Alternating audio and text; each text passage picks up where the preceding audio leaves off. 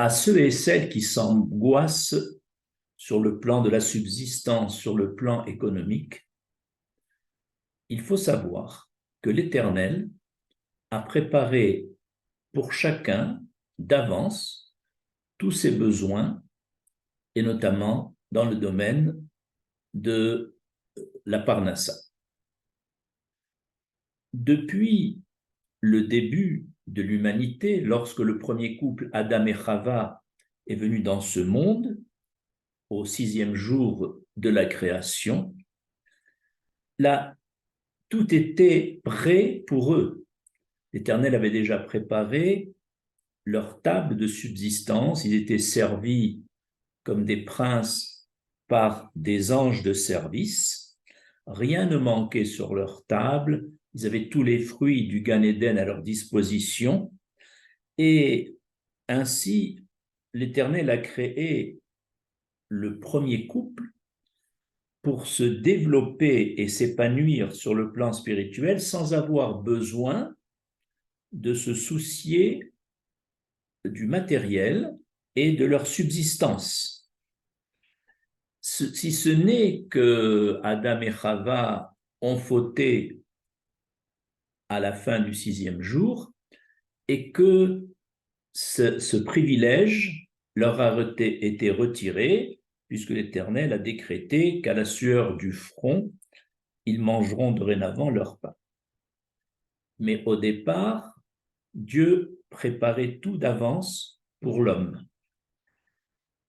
On retrouve cette situation privilégiée dans la génération du désert, qui avait atteint un haut niveau spirituel à la sortie d'Égypte et qui a bénéficié, comme Adam et Chava avant le péché, qui avait bénéficié d'une nourriture toute prête de la main d'Hachem qui s'appelait la manne. Pour eux, manger à la sueur de son front, cet effort que l'homme devait faire, n'était que ramasser le pain céleste qui descendait tout prêt à être mangé avec le goût que l'on désirait.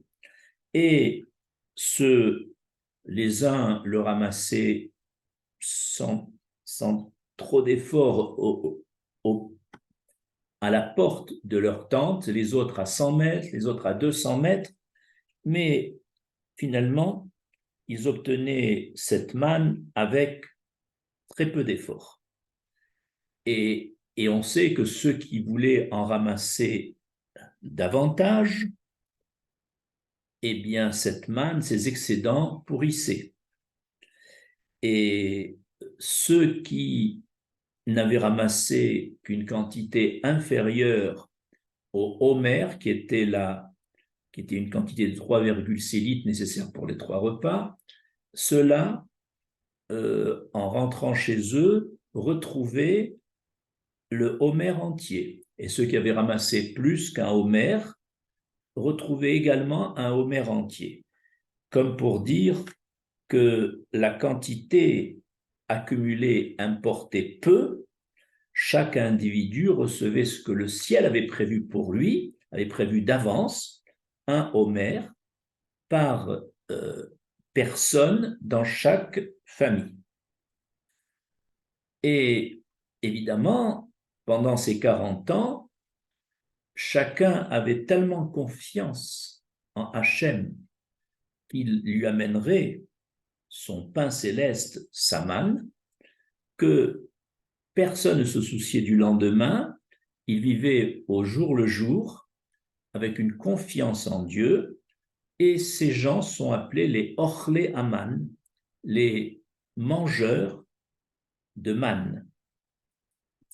De sorte que, comme dit le Rav Hirsch, la continuité de la Torah est assurée aujourd'hui par ceux qui se contentent de ce qu'ils ont et qui sont heureux d'être pourvus jour après jour en mettant toute leur confiance en Dieu pour leur assurer les provisions de demain.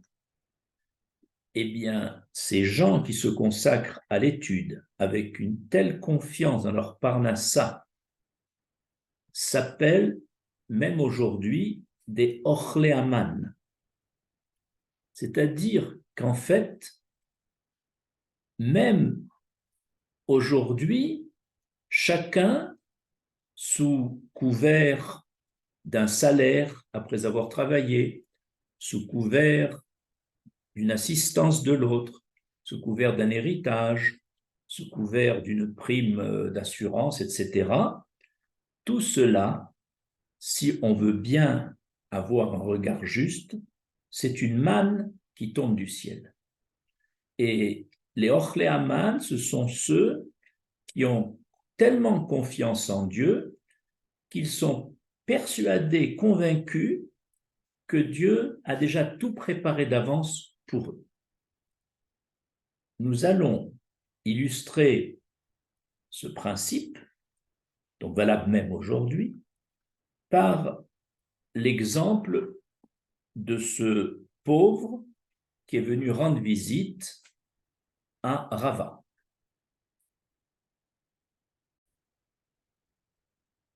Le Talmud Ketuvot, à la page 67b, relate qu'un homme pauvre s'est présenté un jour devant Rava pour lui demander une aide alimentaire. Et Rava lui demande de quoi sont constitués tes repas habituellement pour que je puisse t'aider. Et le pauvre, avec beaucoup d'assurance, lui dit, j'ai l'habitude de manger du poulet farci et du vieux vin. Rava, surpris, lui dit, rien que ça, tu n'es pas gêné de coûter si cher à tes généreux donateurs ou à la communauté? Et le pauvre, avec assurance, lui répond, est-ce que je mange de ce qui leur appartient? Je mange de ce qu'Hachem m'amène, c'est-à-dire je suis nourri directement par l'Éternel. Et le pauvre cite ce verset de Teilim, le Teilim 145, verset 15, Aine kol elecha isabrou, les yeux de tous espèrent en toi, ve'ata noten lahem et ochlam berito, et toi l'Éternel, tu donnes à chacun leur nourriture en son temps. Il est écrit berito, en son temps. Il n'est pas écrit en leur temps, c'est-à-dire pour t'enseigner que l'Éternel accorde à chacun ses besoins matériels au moment voulu, au bon moment pour chacun. On voit à quel point ce pauvre est animé d'une telle foi, d'une telle émouna, d'une telle confiance en Dieu, qu'il est persuadé que même son poulet farci et son vin qu'il désire, Hachem l'a préparé pour lui. Il est convaincu au plus profond de son cœur que toute sa subsistance vient d'Hachem comme une manne. Cet homme, donc, avec cette assurance, mérite le titre de Ochle Aman, mangeur de manne, dont on a parlé au premier paragraphe. Puisque même la subsistance qui provient d'une caisse d'assistance ou d'une caisse de tzedaka, ce pauvre la considère comme une manne descendue du ciel. Et il est persuadé que l'Éternel a préparé pour lui ce qu'il désire. Il en est fortement convaincu. Et la suite du récit va lui donner raison. Le récit continue. À ce moment, la sœur de Rava qui n'avait pas vu son frère depuis 13 ans, frappe à la porte et rend visite à son frère. Et à cette occasion exceptionnelle, elle amène avec elle du poulet farci et du vieux vin pour gâter son frère qu'elle n'a pas vu depuis 13 ans. Rava est émerveillé par cette coïncidence et il s'exclame: que vois-je devant moi? Du poulet farci, du vieux vin? Alors il dit au pauvre: excuse-moi de t'avoir mal jugé, excuse-moi de t'avoir humilié en te disant tu n'es pas gêné de demander tant que ça. Maintenant, je comprends que ma sœur est venue t'apporter ce que l'Éternel avait préparé pour toi, vu tes convictions de Orléaman. Rava a donc reconnu la justesse de vue de ce pauvre, à savoir qu'il mange la manne chaque jour avec le goût qu'il désire. La sœur de Rava n'est donc venue rendre cette visite inhabituelle à cet instant Berito afin d'assurer les besoins de ce pauvre. Alors Rava dit au pauvre: viens manger avec moi ton poulet farci et ton vieux vin. On voit que lorsqu'un homme, comme ce pauvre, a le mérite d'avoir ce haut niveau de Orléaman, ses convictions, cette émouna à ce niveau-là, à savoir de reconnaître sans aucune ambiguïté que ce qu'il mange et ce qu'il boit est une manne et vient directement d'Hachem, qui a préparé sa table d'avance, alors cet homme ne peut pas être assailli ni par des angoisses de subsistance, et il aura l'esprit libre pour se développer sur le plan spirituel et pouvoir étudier la Torah.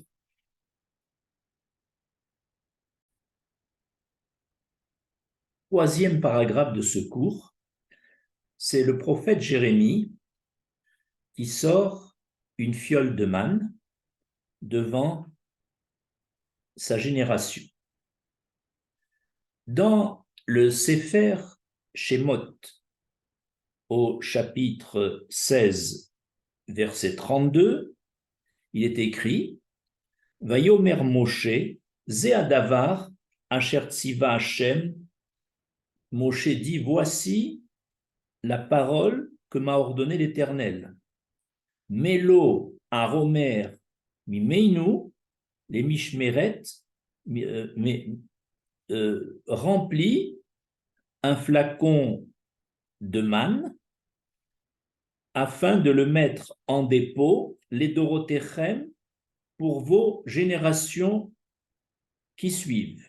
Les maran irou et alechem asher achalti etrem bamidbar beotzi etrem beretz Mitzrayim, afin que ces générations futures voient le pain céleste, la manne, dont je vous ai nourri dans le désert pendant 40 ans lorsque je vous ai fait sortir d'Égypte. C'est cette manne-là, ce flacon de manne, de 1 homer d'environ 3,6 litres, qui constitue les 3 repas, le volume des 3 repas quotidiens de chaque personne, a subi un miracle, parce que normalement, toute manne que l'on ramassait et qui était en excédent ne pourrissait, comme on le sait, se gâtait. Eh bien, cette manne a traversé, ce flacon de manne, plusieurs générations, miraculeusement, sans se gâter.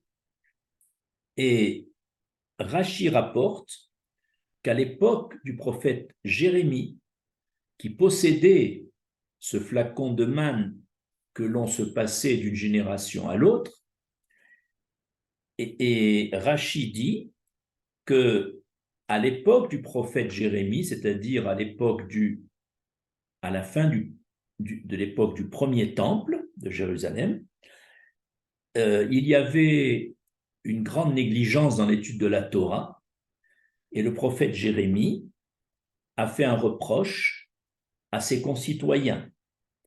Et il leur dit, pourquoi négligez-vous l'étude de la Torah? Et ils répondirent, nous abandonnerons notre travail pour étudier la Torah. Comment ferons-nous vivre nos familles, nos enfants?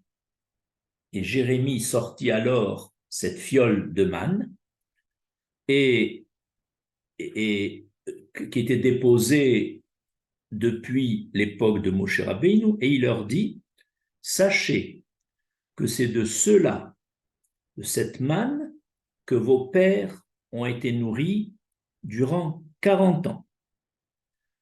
Hachem, l'Éternel, a beaucoup d'émissaires, Arbe Shluchim, beaucoup d'ambassadeurs, beaucoup d'émissaires, pour préparer la nourriture à tous ceux qui le craignent et qui sont prêts à étudier la Torah.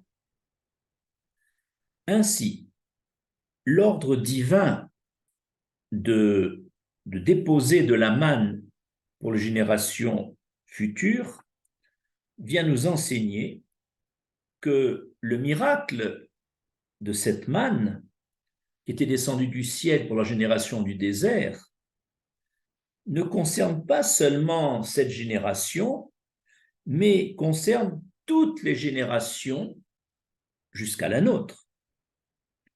Ainsi, Hachem pourra, à toute génération, grâce à ses nombreux ambassadeurs, assurer les besoins et la nourriture de chacun qui désire s'investir dans l'étude de la Torah, dans un développement spirituel.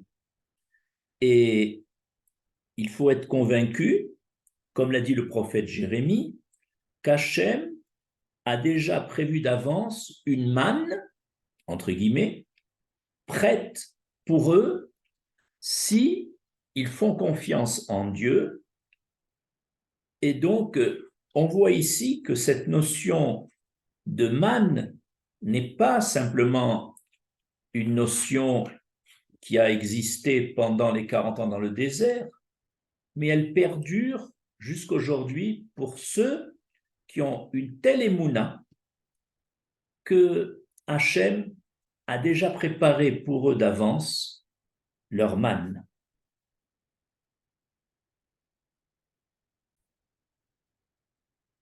C'est à l'époque du roi Josias que cette fiole de manne a été ensevelie avec d'autres objets sacrés du temple dans les sous-bassements du temple sur ordre du roi Josias. Il faut savoir que dans le Midrash Mechilta du Sefer Shemot au chapitre 16, verset 4, Rabbi Shimron Bar Yochai affirme la Torah ne peut être étudiée sérieusement et régulièrement que pour ceux qui sont des ochlei haman, des mangeurs de manne, c'est-à-dire pour tous ceux qui sont prêts à s'asseoir pour étudier, pour connaître la connaissance de Dieu, mais sans savoir encore, au moment où il s'assoit, d'où il mangera, d'où il boira, d'où il sera habillé, d'où il pourra payer son loyer pour avoir un toit. Cette définition de Ochlei Haman vient nous enseigner que pour pouvoir étudier sans souci, et il faut avoir cette émouna très forte que l'Éternel a déjà préparée d'avance pour nous, notre manne.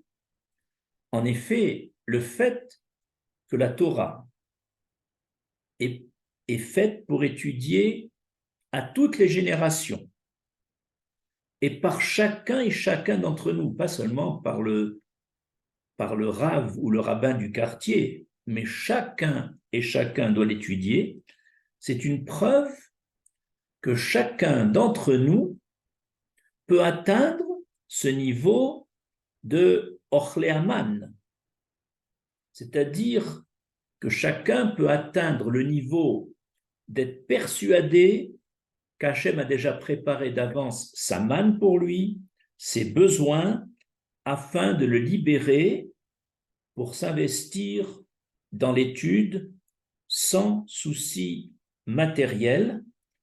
Et c'est cela, un Ochleaman, que tout le monde peut espérer atteindre comme niveau.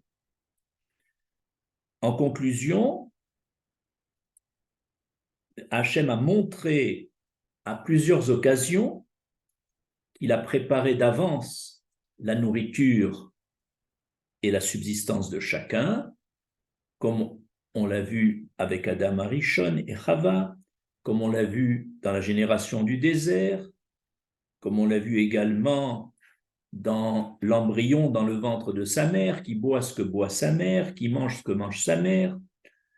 Et même aujourd'hui, dans la vie de tous les jours, il y a tout un travail à faire pour être persuadé que l'Éternel a préparé pour chacun d'entre nous sa manne, puisque tout est manne, et il ne suffit pas de s'en convaincre, il faut l'expérimenter. C'est en cela que la manne est considérée comme une épreuve pour l'homme.